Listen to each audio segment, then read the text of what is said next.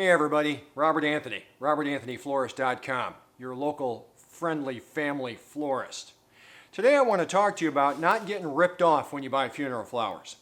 I want to talk to you about a little phenomenon that we have in our industry that is a little troubling to me. Oftentimes now, people will order flowers and they'll look at the obituaries and they click on a link in the obituaries to order flowers, or worse yet, like a woman that had come in the flower shop this week, they order their flowers directly with the funeral home. Now, it's a convenient thing when your family member passes away to buy your flowers at the funeral home. Before you do that, however, or if you know somebody that's going to need flowers for a family member, I'd like for you to watch what I have to say here because I think it'll help you make a more informed decision.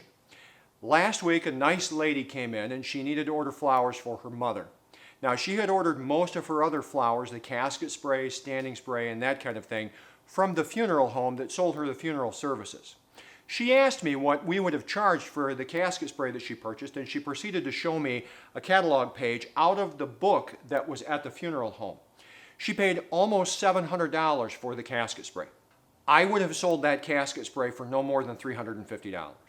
Now, in our market, we have a situation where a funeral home or an entity owns most of the funeral homes. In fact, most funeral homes around the country are owned by a conglomerate of some kind. In our local market, though, it's a local company. And that company owns almost every funeral home in town, as well as most of the cemeteries, and they even own their own flower shop. So, they've gotten smart.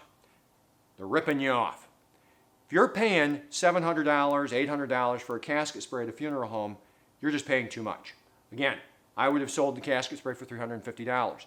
In other markets, and this is more common, the funeral home has a working agreement with a florist. In other words, when you go into that funeral home and you purchase family funeral flowers that are part of the package, they're giving that florist 20, 25, sometimes as high as 50% commission on the item.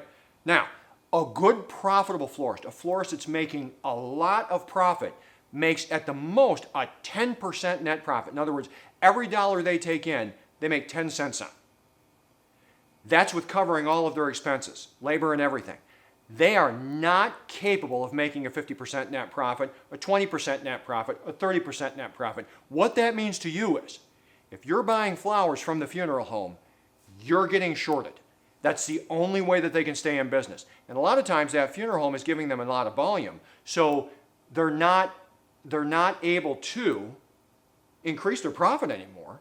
So what happens is in order for them to make that casket spray and stay in business, or that standing spray, or whatever they purchased, or whatever they are working with the funeral home to provide to you, they are shorting that arrangement by that much to make it so that they can fulfill that order and remain in business. In other words, still pay their bills.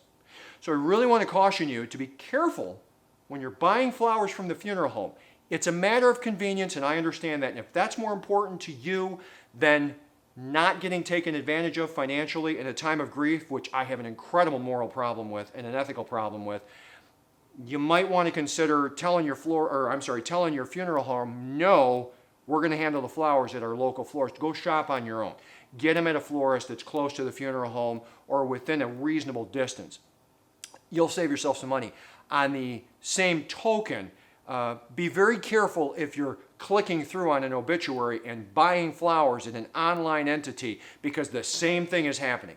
Those entities are also paying huge commissions. The florist is paying, in that case, a huge commission to that entity to receive that order. The only way they can stay in business is to sell you product or provide to you product that you ordered with a much less value than what you should have gotten otherwise. If they're giving 30 or 40% away in commissions, they can't stay open if they give you a full value $100 arrangement. And what they usually do is if it's $100, they give you a $60 or a $70 arrangement. They can't stay in business otherwise because they're giving away those huge commissions. So it holds true at both the funeral home level, when they're selling the flowers for the florist or for themselves, like in our case, where they have a florist that they own here in town, and you're the one that's shortchanged. People sometimes are telling me, flowers are so expensive. No, they're really not.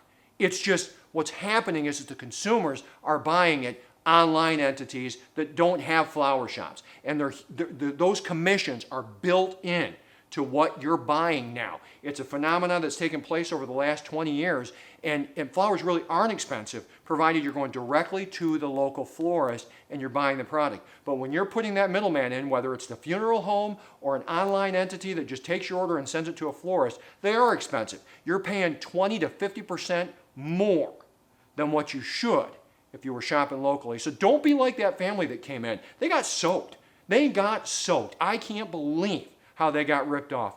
I can't do anything about it. I'm just a little florist. Other than make a video that you can show your friends and say, hey, did you know this is happening? Because that's what I hope happens when you see this informational video.